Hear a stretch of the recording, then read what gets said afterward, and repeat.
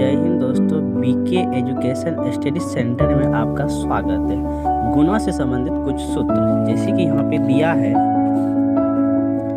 a Guna b। क्या दिया है? a गुना b, तो यहाँ पे हो जाएगा a और b। आप लोग के दिमाग में एक चीज क्वेश्चन आया होगा कि कैसे a b कैसे होगी, a गुना b है लेकिन a b कैसे हो गया। जैसे कि यहाँ पे हम आपको बताते हैं, जैसे कि यहाँ पे दिया है a गुना b बराबर हो गया a b।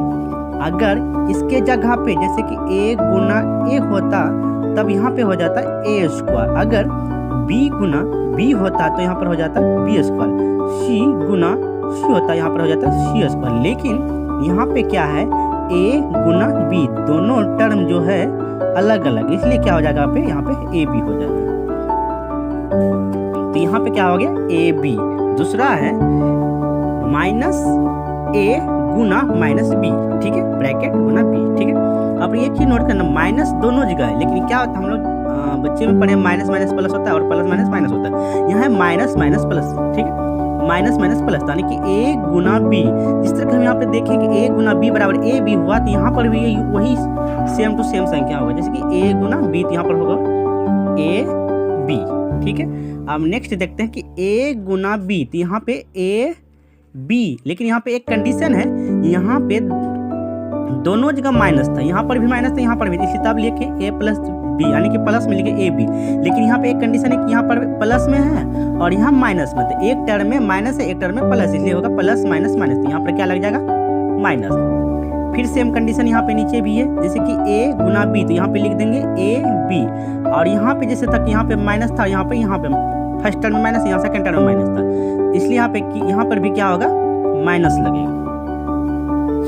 अब नेक्स्ट है यहाँ पे जैसे कि a Guna b Guna c, यानी कि a गुना ब्रैकेट के अंदर b गुना c, तो बराबर हो जाएगा a Guna b Guna c, यानी कि a b c। जैसे कि इस प्रकार यहाँ पे था कि a Guna b Guna c, तीनों अलग अलग टर्म है, इसीलिए क्या है, तीनों अलग अलग टर्म है। तो a Guna b Guna c, तो a गुना b, तो a b गुना c, तो क्या हो जाएगा a b c हो जाएगा।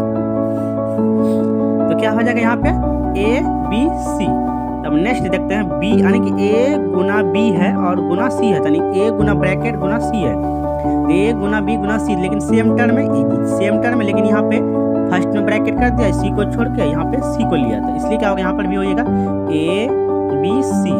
क्या होगा a b c। अब यहाँ पे एक कंडीशन है, इसको थोड़ा सा ध्यान से देखिएगा, इसमें तो कोई नहीं फंसता, लेकिन नीचे वाला ये जो है इसमें बच्चे अक्सर फंस जाते हैं।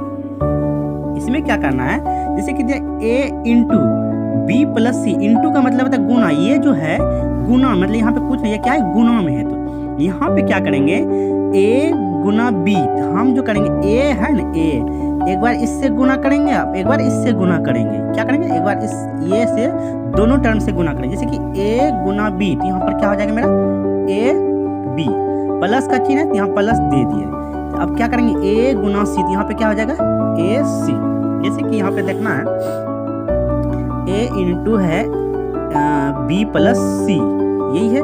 जैसे कि a जो है दोनों टर्म, एक बार इससे गुना करना है, एक बार इससे गुना करना है, तो करना है तो a गुना b, तो यहाँ हो गया a b, प्लस का चिन्ह था प्लस दे दिए, और a गुना c, तो a c, ये मेरा क्या हो गया बन के तैयार है। मतलब दोनों से एक बार b से गुना किया, एक बार c से गुना किया। अगर मान दोनों अलग अलग टर्म, अगर यहाँ पे a इंटू a प्लस